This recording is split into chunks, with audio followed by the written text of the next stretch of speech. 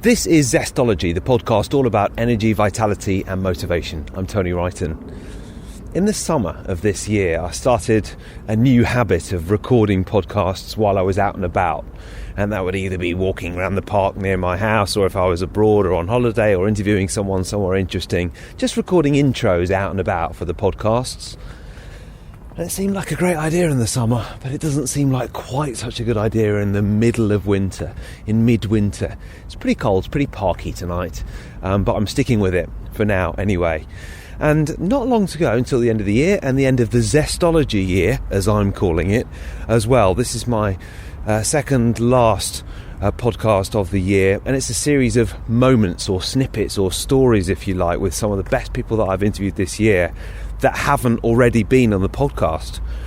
So this is not kind of highlights as such, it's new material which you won't have heard before, with some incredible stories. And so it's a new format. And the first one I think you're possibly going to love. It's with a Sky Sports colleague of mine, Julia Immonen, and I've known Julia for about 10 years now because I've been working there actually 11 years. And I was amazed when Julia said to me, it's a few years ago now, she just said to me casually, completely out of the blue, yeah, I've decided I'm going to row the Atlantic. To which I kind of thought, yeah, good luck, mate, because she didn't have any rowing experience, as you're going to hear in this interview. She didn't have any rowing experience, not even on open water. So I presume what that means is she'd been on a rowing machine before. Anyway, she did go on to row the Atlantic, break loads of records in the process. It's an astonishing story. She's an inspiring woman and she's a good friend of mine. And that is the first part of this week's Zestology. So enjoy.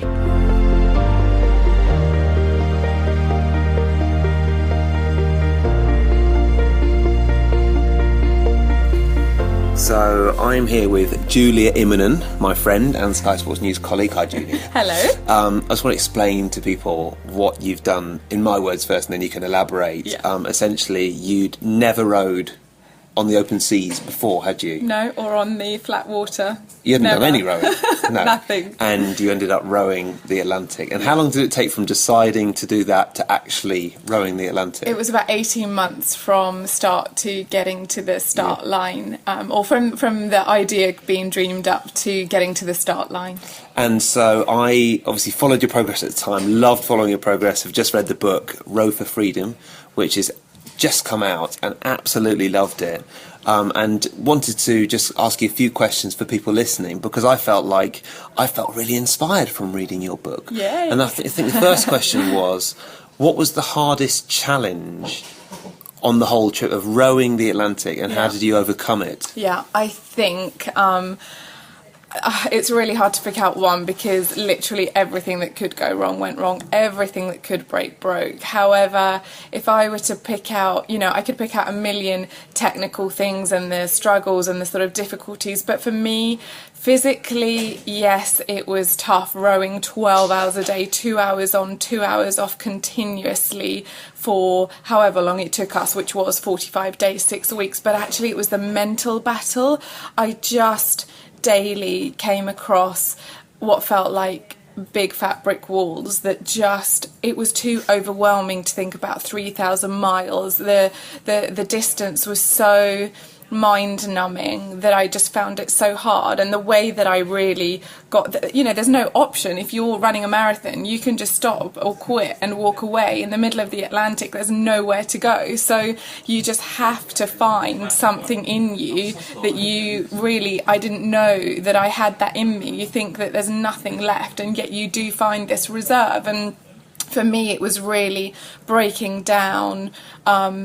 3,000 miles was too overwhelming. The next day was even too overwhelming. I just learnt to take it 2 hours by 2 hours, watch by watch, and just really breaking it down. And, you know, we all go through tough things. So you really lived in the present. Yeah, lived in the present. I think when we're on land, you know, we can dream, we can plan, but on the ocean, it was very much hour by hour, watch by watch. Because one of the things you mentioned in the book is the fact that you smuggled your mobile phone on board, even though you'd all agreed as a crew not to do that. Yeah. But I don't really know what you did it, because you couldn't use it when you were out there, could you? So we left, and I was texting my sister just for the first probably hour, and then we lost signal. But I think on land we have this addiction to, you know, communication with, you know, our mobile phones have our messages, our, you know, our emails, they have our social media. We're so addicted to them, and I just felt like I'm just going to have withdrawals if I don't have it. And actually,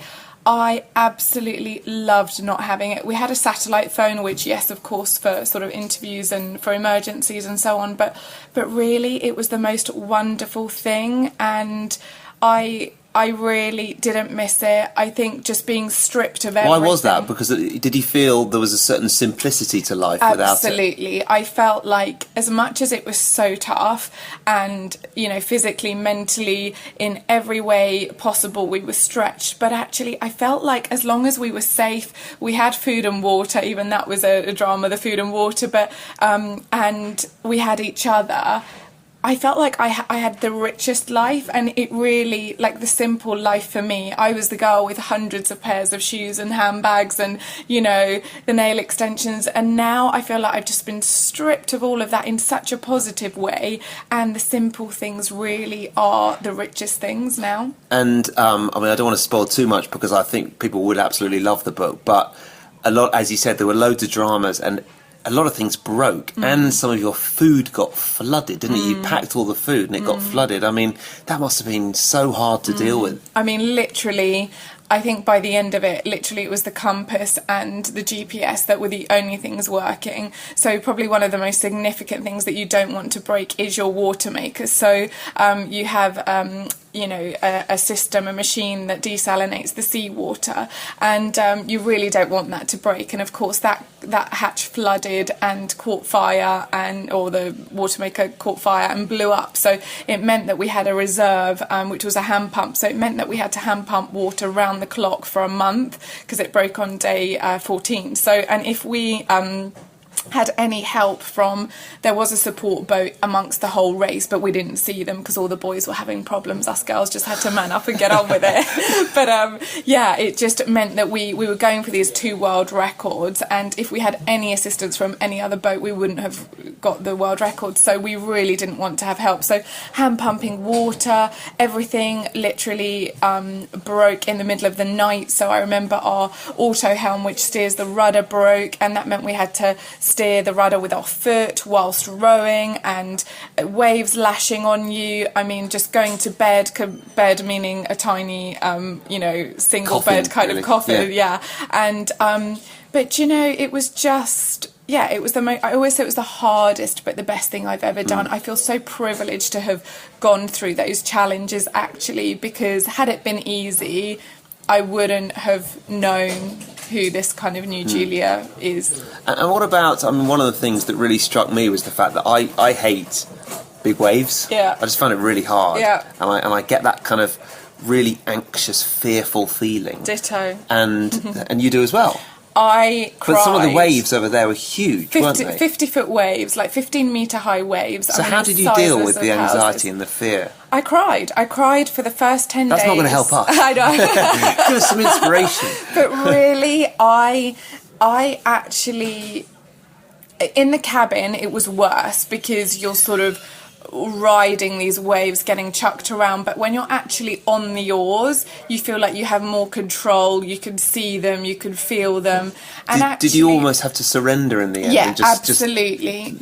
Allow whatever life was going to throw at you happen? You just had to embrace them, and it was so scary. I hate roller coasters. I hate being flung up in the air, you know, in theme parks and stuff, but they were so scary, and the only way was really just, you know, hitting them head on and embracing them. And, you know, by the end of it, and they took such concentration to ensure that our oars were going at the right time and that we didn't kind of mess up at the top of the wave before we surfed it. And actually we learned to just enjoy them by the end of it. And it's amazing how your fears can become your friend. Like, I hated the night times because they were, you know, 12 hours of darkness and really, really tough. But by the end of it, I actually had learned to just embrace them.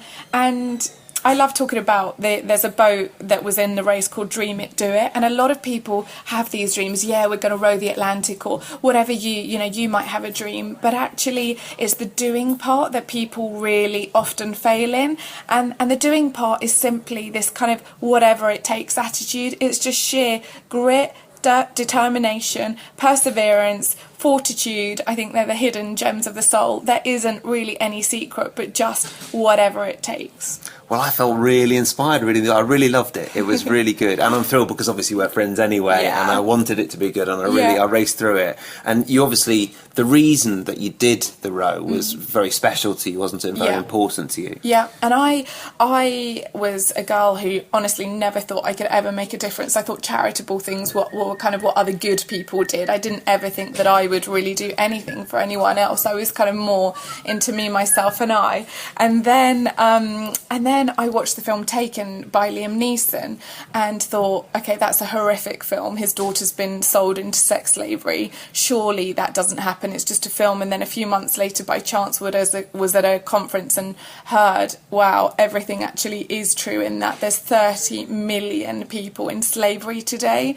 And so that was just a catalyst to wanting. I was really moved to action. And I looked at what was in my hand. Well, this is serious organised crime. It's completely overwhelming. What's in my hand? What are my skills and my talents? And that was sport. It was kind of media and social media. So that's kind of really the row, you know, was all came out of just what's in my hand. You know, other people, you know, you might love fashion or, singing or baking for freedom. We always kind of say, what will you do for freedom? So the nights where it was, 2 in the morning till 4 in the morning watch, you've got nothing left to give. I think you just have to remember why you started. And I started because of the girls who I met who had been trafficked, and that made my pain pale into insignificance. Well, look, congratulations on all your good work with the book and all the money that you've raised so far. I will put links on the blog, but it's Julia Immonen and Row for Freedom. You are a Guinness World Record holder? Times 2. Times 2? What are the 2 records? So we're the fastest women ever to row the Atlantic Ocean, and we're the first female crew of 5 ever to do it. Sensational. You did it all without drinking water. Well, I bet you had to pump it all yourself. Yeah, exactly. Julia, thank you very much. Pleasure. There you go, Julia Immonen, an inspiring woman and a good friend, and actually since then she's gone on to undertake loads of other challenges. She's basically got the adventure bug now. But talk about getting outside your comfort zone. It's been a real theme of mine this year on Zestology and just in my life to get outside my comfort zone as much as possible, because I've definitely noticed that I can sometimes... I'm someone who... Well, I like feeling comfy, and it's hard to get outside the old comfort zone sometimes. And however much I want to get outside my comfort zone more, and I've really enjoyed doing that this year, there's just no way that I would enjoy those 50-foot waves or whatever they were. There's no way I enjoy being on the open seas, and I'm not doing it, basically. So however much I get outside my comfort zone, I'm not rowing the Atlantic. There you go. And I admire Julia tremendously for doing it. Really cool. The next story is with Sarah Aguilar, who runs a keto site in the UK. Regular listeners to Zestology will know ketosis has been quite a theme this year, and it's something, talk about energy. This podcast is about energy, because when you get energy right, everything clicks.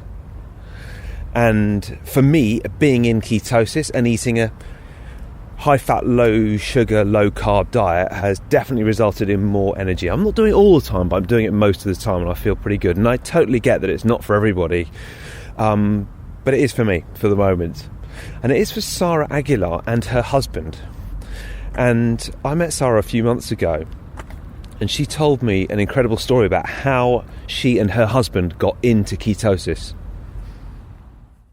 So my husband was diagnosed with epilepsy about 5 years ago, and he started to have more seizures and he had to go on medication. And we were we did research the side effects and they're horrible on the current prescribed medication, but he kind of had to take them anyway to stop the seizures.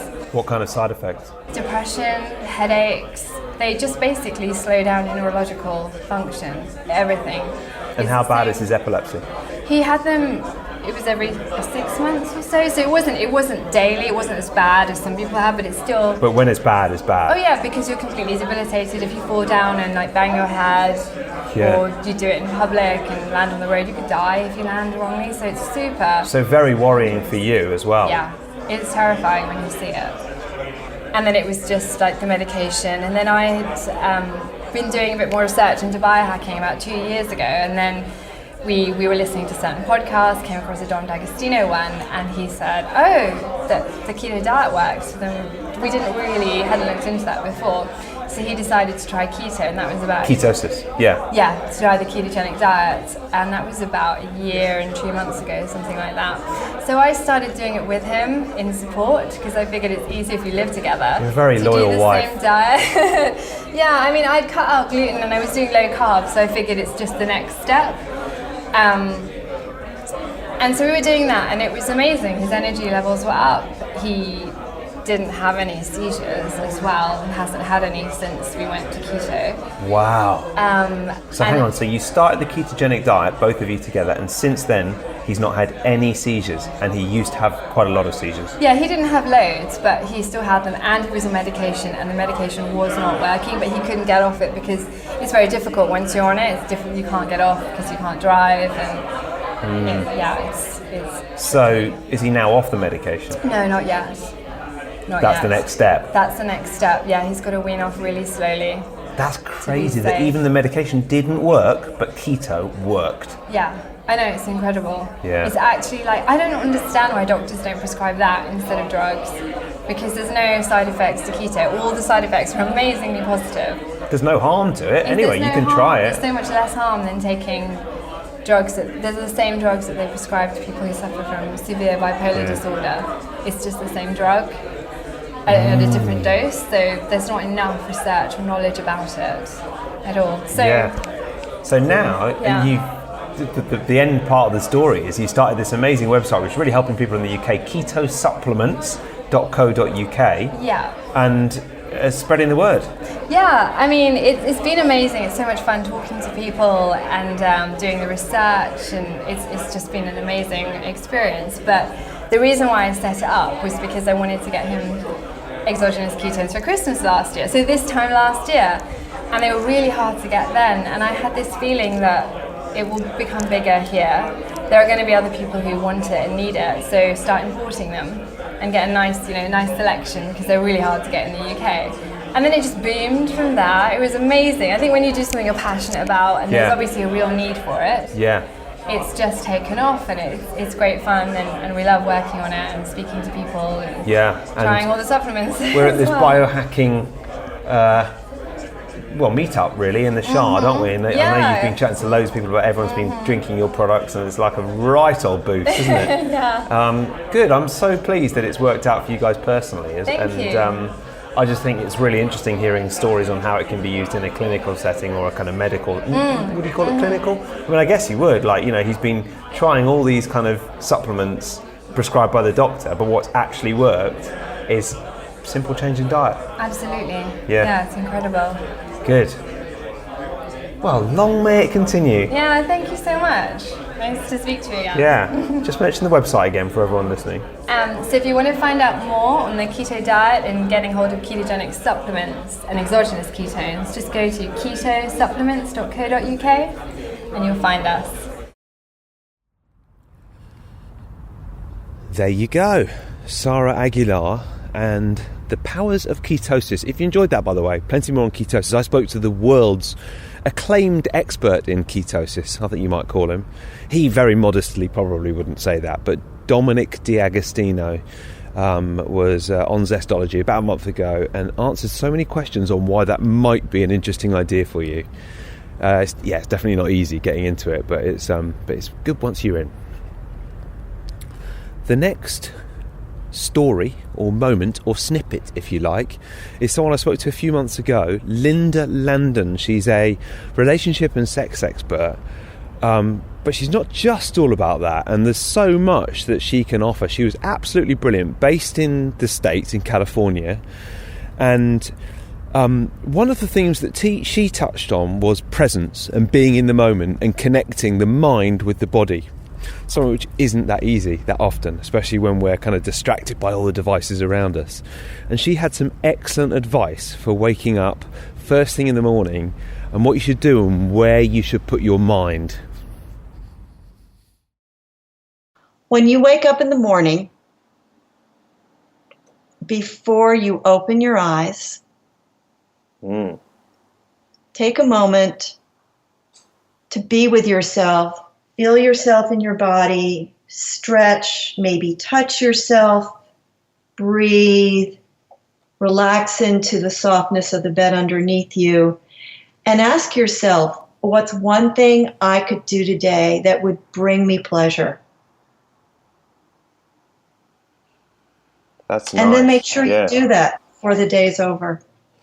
Yeah, I've been using this 5-minute journal. You know, the 5-minute journal, it was a book originally, and then they brought out an app which has become very popular.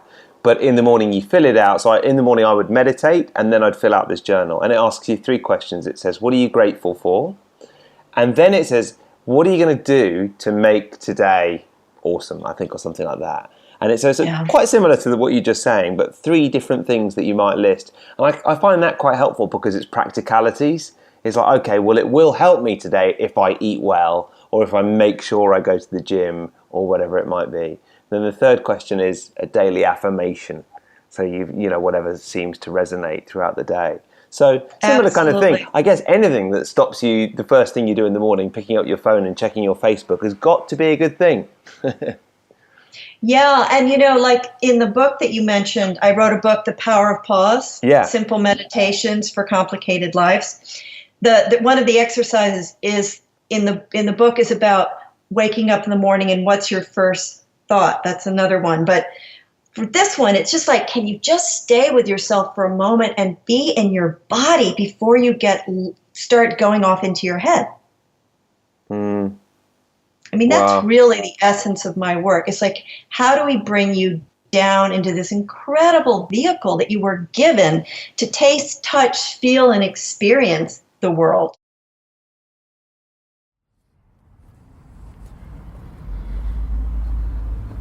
The magnificent Linda Landon, and you can find out plenty more about her by Googling her. She's a very interesting lady.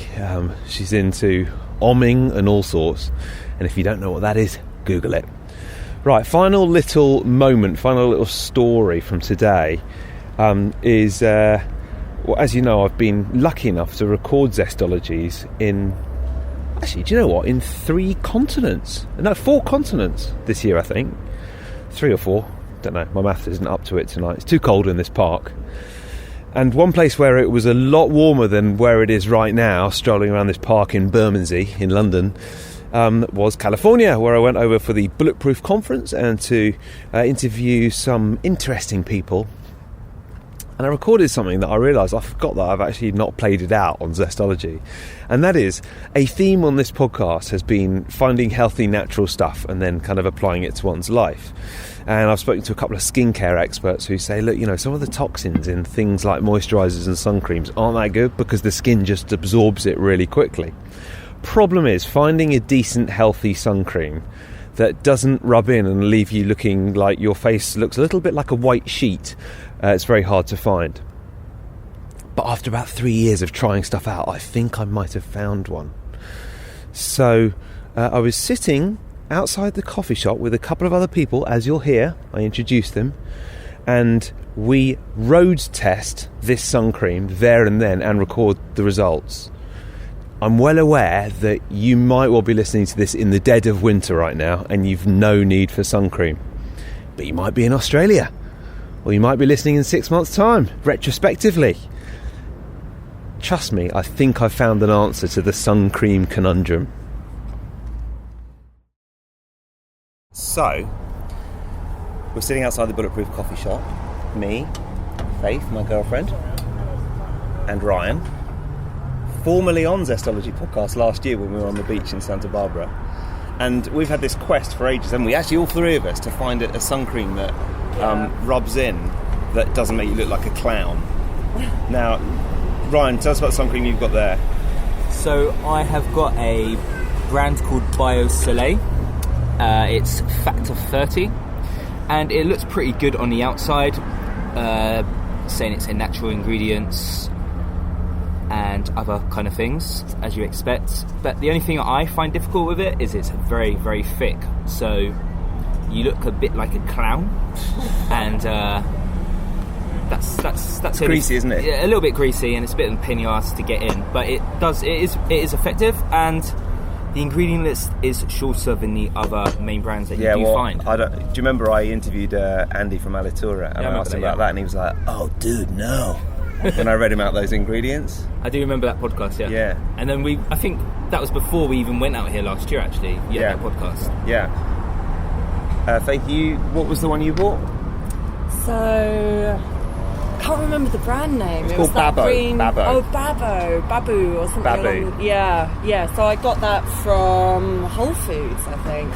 So I actually really like it. I've got the face one, and it's factor 40. And you definitely have to, there's quite a lot of effort to kind of rub it in and get it to absorb. But once you've got it in, it's, it's good. There's no residue or anything. But there's a lot of rubbing in. Yeah, I like to think of it as a little exfoliating. It's like a face massage moment for myself, every morning. Yeah. But I'm pretty impressed with it. It's good. So it'll take me a lot to switch. I mean, it's been a quest for me, hasn't it? The last couple of years, I bought all the sun creams in Whole Foods, and they're all the same. And the problem is because zinc oxide is the active ingredient, which is white essentially. Yeah. But we found this new stuff, haven't we, which you can only get in the States, so we ordered it to our Airbnb. Yeah, we're very excited. We're very excited. It's called Cooler, and the reason we're recording this now, right by the traffic in the middle of Santa Monica outside the Bulletproof coffee shop, is because we were going to do a live test with Ryan. He's going to rub it in and tell us what you think. But I'm sweating already. Well, just do it on your nose or something, or on your arm. Let me just... Wipe your face on this. No, Yeah. Jesus. So... Actually, I do it here. Yeah, you do it on your arm. And so basically I want to know two things. I want to know whether you are impressed by the fact it rubs in well, and also whether what you think of the sensation of rubbing it in, which is what we like. You're getting me a little bit worried. Yeah, and also just what will worry you even more, because any red-blooded man might not like this bit. I think part of the reason this works is because it's tinted. But don't let that put you off, all right? Tinted in what colour? Brown. Okay, so I'm going to naturally glow anyway. Yeah, so I'll just put some on your arm, yeah? And just tell me the sensation of rubbing it in and what you think. He's rubbing it in, listeners. His eyes are closed. With his eyes closed. He's loving it. What do you think? It's very refreshing, actually. Isn't it a nice Yeah, it's very feeling? nice. Very smooth. Feels just like a moisturiser. Very... Yeah. No white marks whatsoever. You can't see it, can you? No. And it's got a it's got a nice shine to it as well. It's great, isn't it? No smell to it, there's no fragrance on it, is there? No. I don't think so, no. There's only one problem with it. It's really expensive. There's always a downside. But I think we finally nailed it, haven't we? Yeah. It says from farm to face on the label. That's beautiful. There you go. It's a good zest hack. So, But what are the ingredients in it? well, that is true, and I'm actually going to see Andy tomorrow, so I'll ask him the ingredients. Okay. Yeah, it doesn't say here. But actually, that's a good point. Well, we'll record another one if the ingredients aren't good. Yeah. But yeah, for now, I guess we've finally nailed that. So there you go, a good little zest hack. Well, that is pretty much it for this special Zestology, featuring some of the coolest and most awesome people that I've met this year that haven't already been on the podcast. It's been great because I've actually managed to do so many interviews that it's really nice to kind of bring some of the ones that haven't appeared on Zestology yet in one podcast. So I hope you've enjoyed it as well. That's pretty much it. As always, the Zestology Book Club is live and almost secret, but not quite, and you can find it on Facebook. And next week, it's the Zestology Review of the Year. It's my favourite interviews of the year, and it's the things that have made a difference to me most in my energy levels this year. Also recorded in a cold park, and then with a few little snippets throughout the year as well. So I hope you enjoy that. Hope you enjoy this, and I'll speak to you next time.